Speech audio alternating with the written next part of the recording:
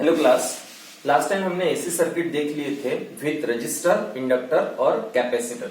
देखो, अगर हमने एसी सर्किट विथ रजिस्टर देखे थे तो वहां पर ईएमएफ और जो करंट था वो सेम फेज में रहता है, कोई भी किसी के पीछे नहीं रहता, एक ही एक्सिस पे रहते हैं। अगर इंडक्टर की केस हमने देखे थे तो वहां पर ईएमएफ के पीछे कौन होता है? करंट होता है, और वो भी कितने से? π/2 से। आप पिछला वीडियो एक बार चेक कर लेना। और कैपेसिटर के केस में हमने क्या देखे थे कि करंट जो था π/2 से सामने होता है, किससे? ईएमएफ से। तो अगर क्या होगा, हमने तीनों को एक साथ ले लिए तो वही हम देख रहे हैं, impedance of AC circuit containing LCR। Impedance क्या होता है? रेजिस्टेंस। रेजिस्टेंस कैसा? मतलब ये जो प्योर रेजिस्टेंस, इंडक्टर का रेजिस्टेंस और कैपेसिटर का रेजिस्टेंस, तीनों रेजिस्टेंस मिलकर क्या हो जाता है? इंपेडेंस हो जाता है। इंपेडेंस एक्चुअली क्या होता है? रेजिस्टेंस टू द फ्लो होता है, वो फिर कोई भी करे। तो इंपेडेंस एसी सर्किट में जिसमें क्या है? L मतलब इंडक्टर है, कैपेसिटर है और रजिस्टर। इंडक्टर, कैपेसिटर और रजिस्टर को इस सर्किट में हमने सीरीज में जोड़ दिए है और यहाँ पर हमने अल्टरनेटिंग ईएमएफ प्रोवाइड कर दी। ईएमएफ की वैल्यू हमें पता है, E = E0 sin omega t होती है। तो ये L है, L मतलब इंडक्टर। इंडक्टर के अक्रॉस में ईएमएफ EL, कैपेसिटर के अक्रॉस में ईएमएफ EC और रजिस्टर के अक्रॉस में ईएमएफ ER हम कंसीडर करते हैं। ये तीनों जो है, इंडक्टर, कैपेसिटर और रजिस्टर, ये सीरीज में है। सीरीज में होने की वजह से यहाँ पर करंट की वैल्यू कैसे रहेंगी? सेम, एक ही। तीनों के लिए करंट की वैल्यू क्या रहेगी? एक ही रहेगी। तो करंट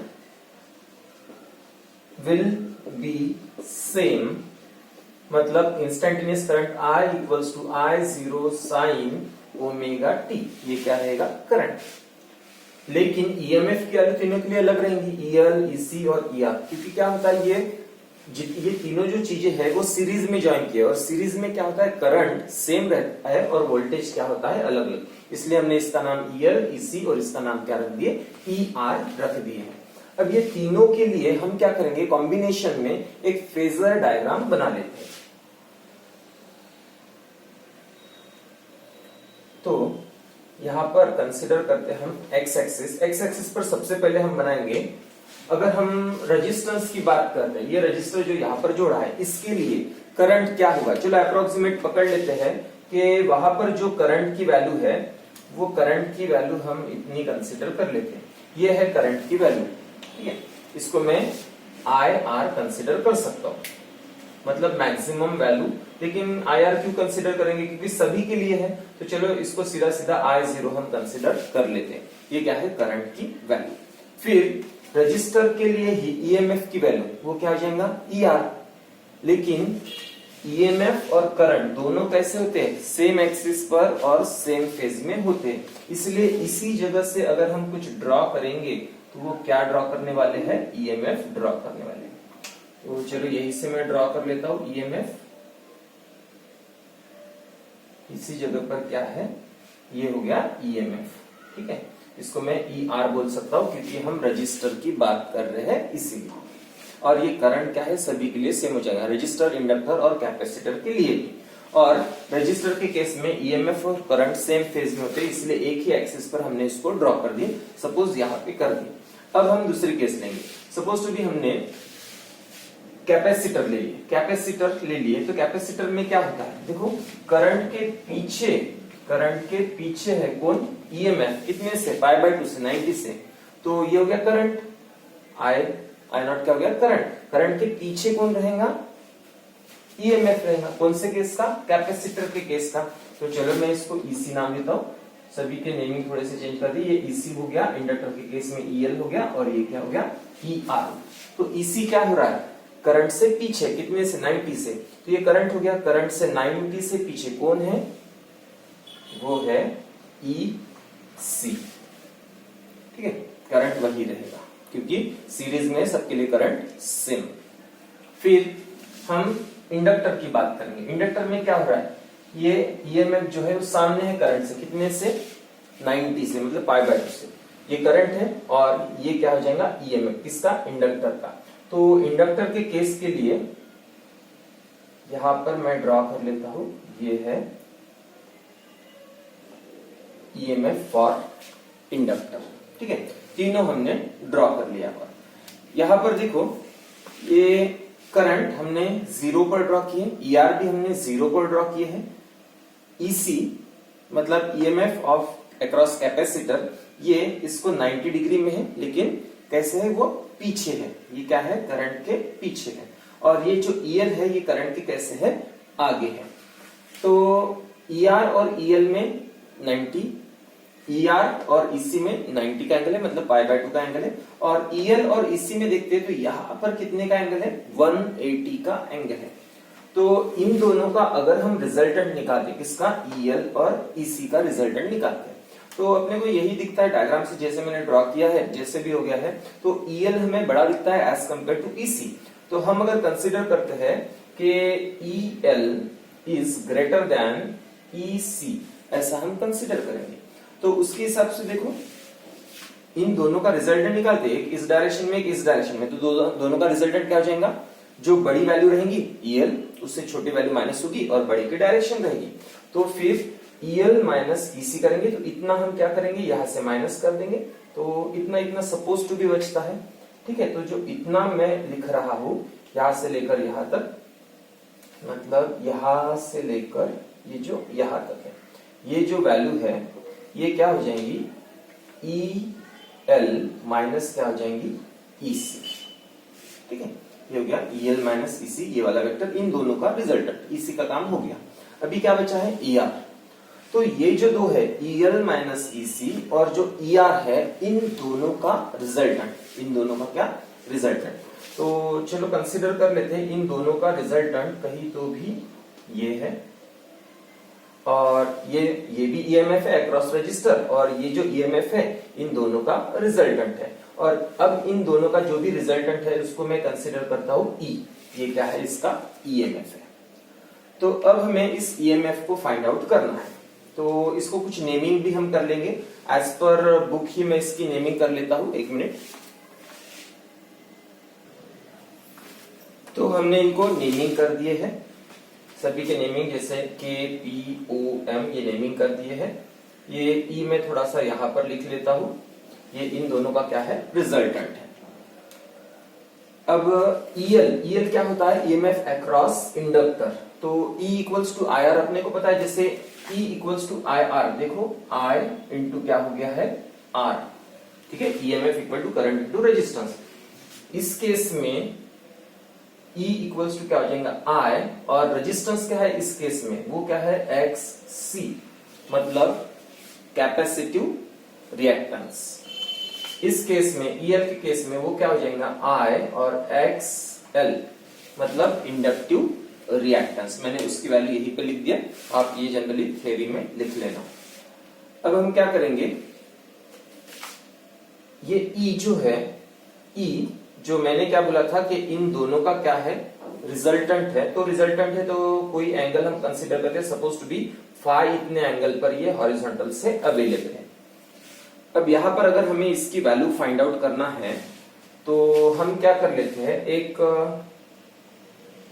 यहां से परपेंडिकुलर ड्रॉ कर दिए, यहां से भी मैंने इसको परपेंडिकुलर ले लिया, तो एक राइट एंगल ट्रायंगल अपने पास में अवेलेबल हो रहा है।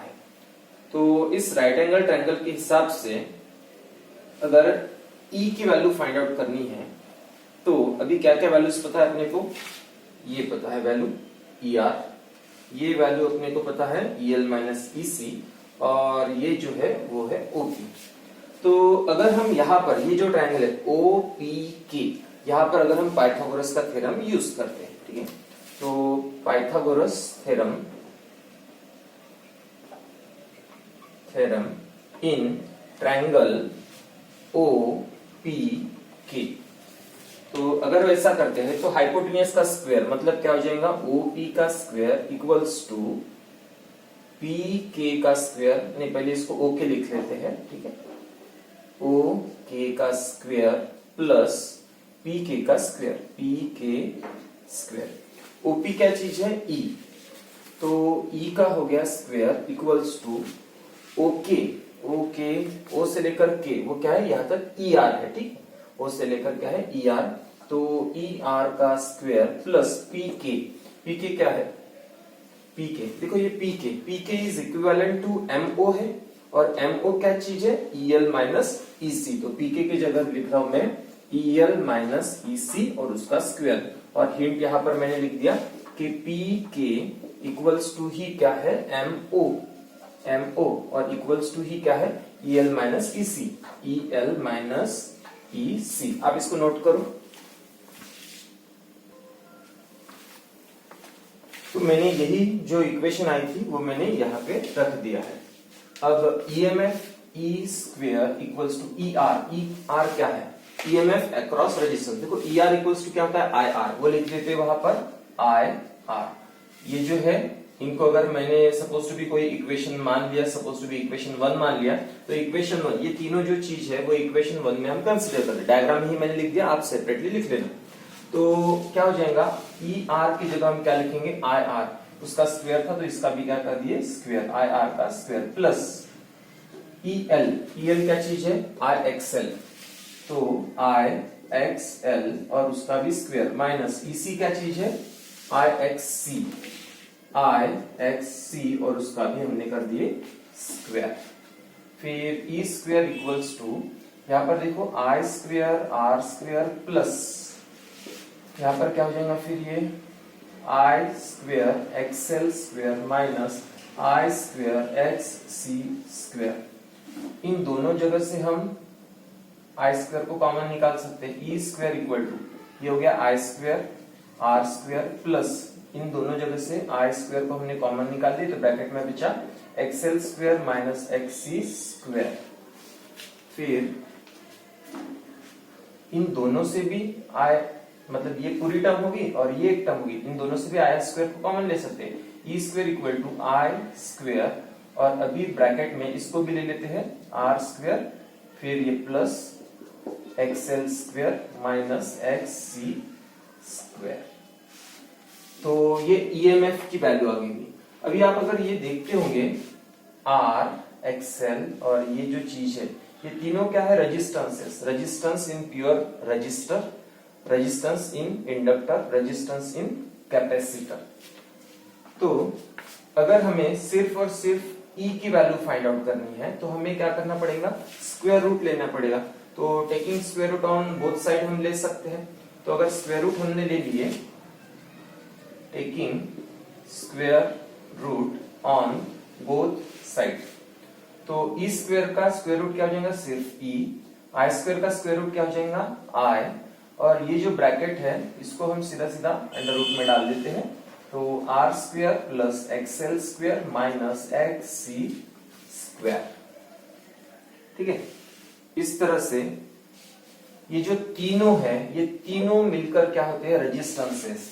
इंडक्टर, कैपेसिटर और रजिस्टर, प्योर रजिस्टर, इन तीनों का जो मिलकर रेजिस्टेंस हो जाएगा इसे हम कॉमनली बोल सकते हैं Z।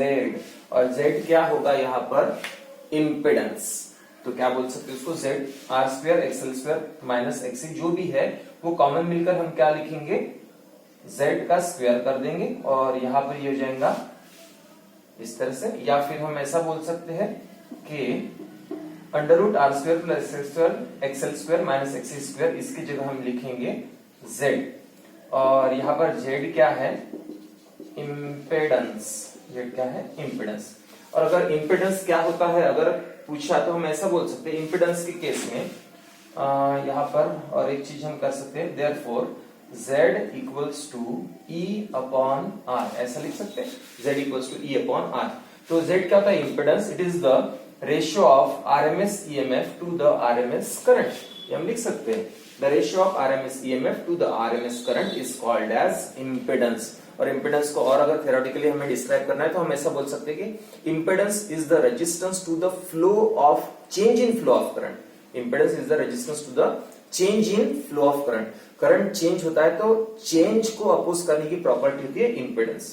प्योर रेजिस्टेंस की प्रॉपर्टी क्या होती है, आने वाले फ्लो को ही अपोज करता है, लेकिन इम्पेडेंस मतलब चेंज इन रेजिस्टेंस के फ्लो को, चेंज इन करंट को रजिस्ट करने वाली जो प्रॉपर्टी होती है, चेंज इन करंट को रजिस्ट करने वाली जो प्रॉपर्टी होती है वो क्या होती है, इम्पेडेंस होती है। तो इसे आप नोट कर लो।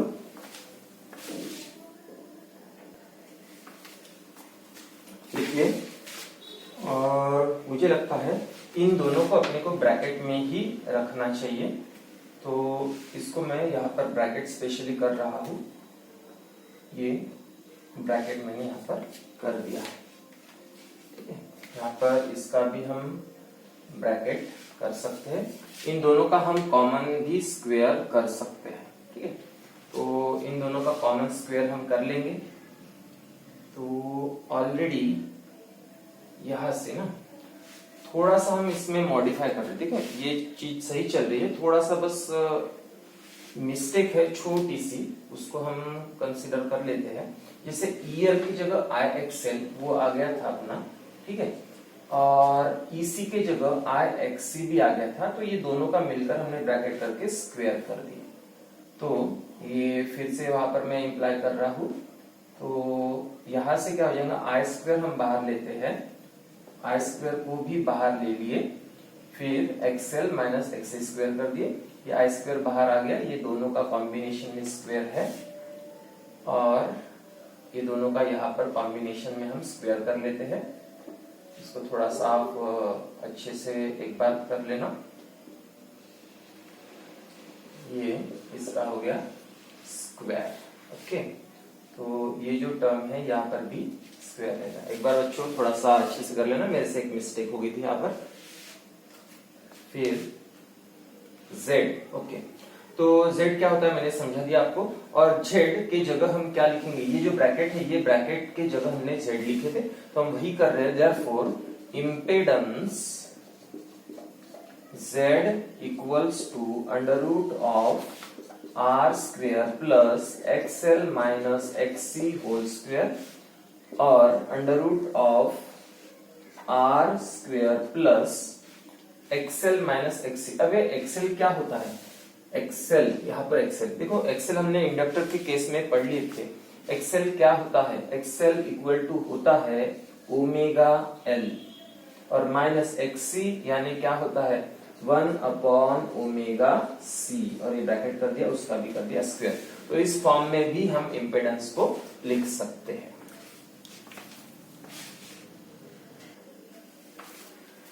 तो देखो ये जो रिजल्टेंट ईएमएफ है, इसका जो एंगल था मतलब फेज डिफरेंस था, वो कितना था 5।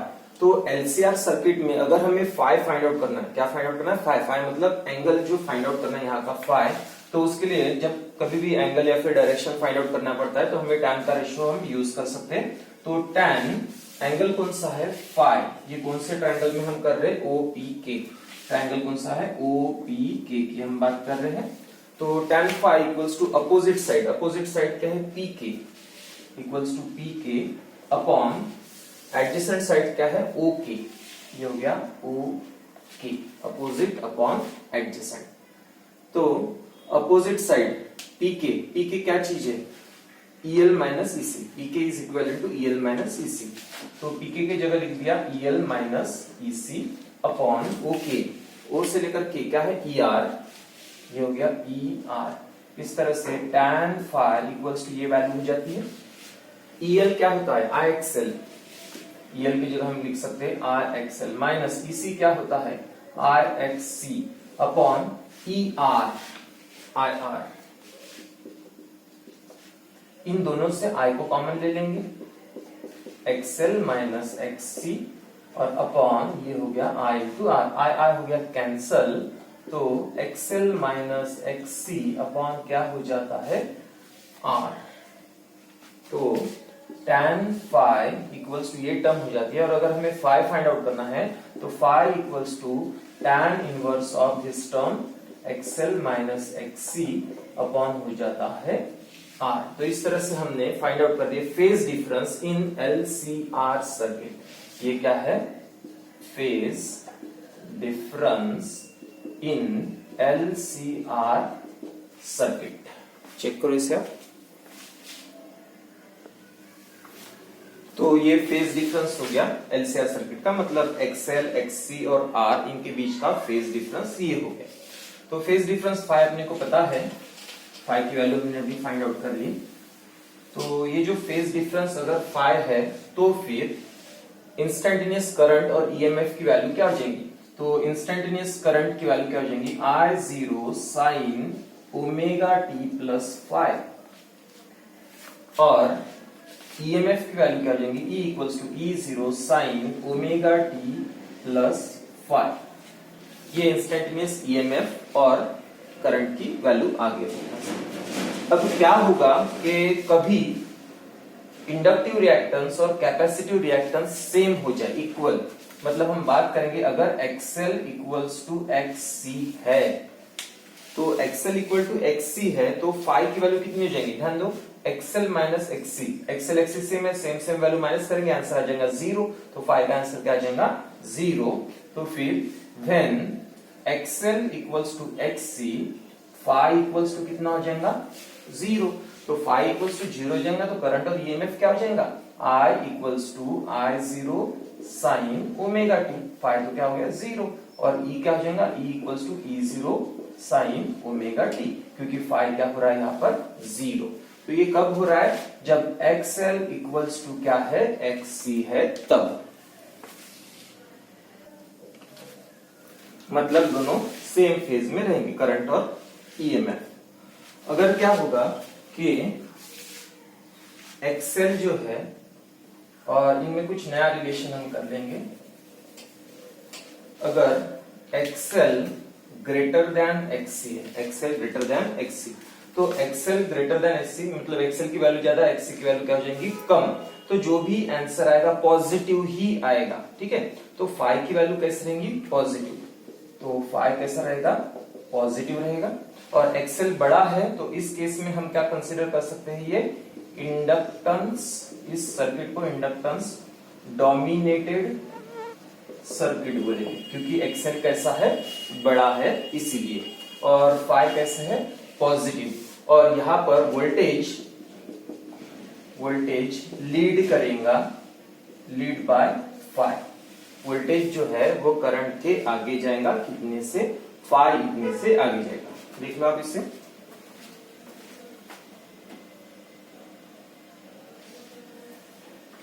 ठीक है।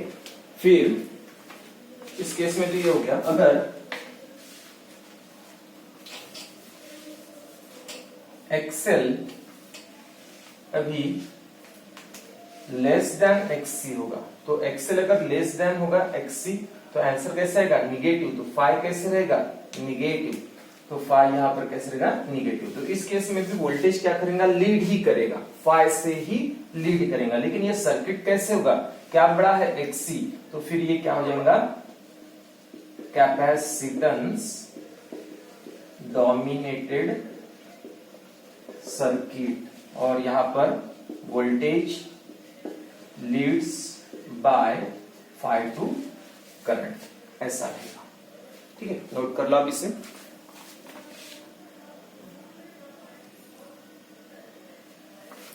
तो ये तीन केसेस थी अपने पास में जो एलसीआर सर्किट के फेज डिफरेंस के केसेस हैं। पहले केस क्या थी, XL और XC सेम रहेंगे, दूसरी केस क्या थी, XL ग्रेटर देन XC, और तीसरी केस क्या थी, XL is less then XC। और एक क्वेश्चन पूछा जाता है अपने पास में, इंपेडेंस ट्रायंगल। इंपेडेंस ट्रायंगल क्या होता है, तो ये जो फेज डायग्राम आपको समझ गई होगी, तो OPK ये जो दिखता है यही है इंपेडेंस ट्रायंगल। यहाँ पर इंपेडेंस कौन शो करता है, हमने जब भी फाइंड आउट कर लिए थे इंपेडेंस Z की वैल्यू, और Z की वैल्यू कैसे निकाली थी हमने, पाइथागोरस थ्योरम से। तो यहाँ पर पाइथागोरस थ्योरम से हम हाइपोटेन्यूज को ही फाइंड आउट करते, तो ये जो है वही क्या है, इंपेडेंस।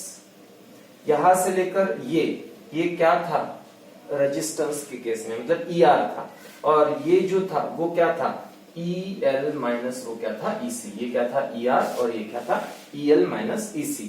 यहाँ पर फेज का डिफरेंस कितना था, 5 था, ठीक है। और tan फाई की वैल्यू अपने को पता है, या फिर फाई की value tan inverse XL minus XC upon क्या होता है, R।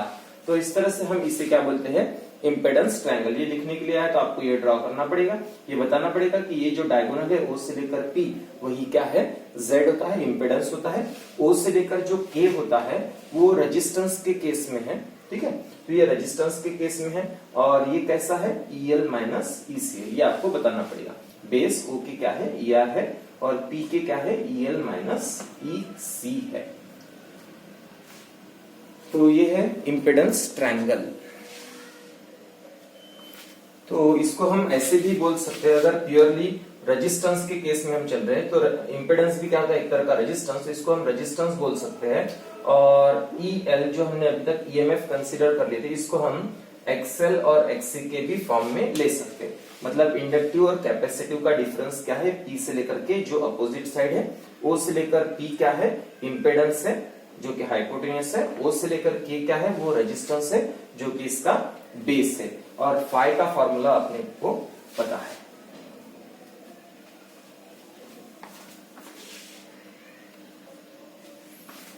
हमने जो इंपेडेंस फाइंड आउट कर ली थी उसका फॉर्मूला क्या था, Z equals to under root R square plus XL minus XC square.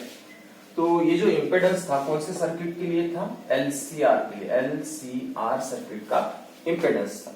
अगर हमने कैपेसिटेंस C मतलब कैपेसिटर यहां से हटा दिए, कैपेसिटर हमने हटा दिए, तो यहां से इस फॉर्मूले से XC हटाना पड़ेगा। तो देखो अगर कैपेसिटर हमने हटा दिए तो इंडक्टर रखना पड़ेगा और रजिस्टर रखना पड़ेगा। तो अंडर रूट क्या हो जाएगा, रेजिस्टेंस का स्क्वायर प्लस XL, XC हटा देंगे तो XL का ही क्या हो जाएगा, स्क्वायर। तो इन दोनों को अगर हम कंपेयर करें, देखो ये XL से कुछ वैल्यू माइनस हो रही है कैपेसिटेंस की, और अगर कैपेसिटेंस नहीं होता तो XL की फुल वैल्यू मिलती है। तो XL की अगर फुल वैल्यू मिलती है मतलब कब, जब कैपेसिटेंस हम यूज नहीं करें। तो कैपेसिटेंस यूज करेंगे तो एक वैल्यू यहां से कुछ ना कुछ वैल्यू माइनस हो जाएगी, तो इस पर असर पड़ेगा, ये कम रहेगा।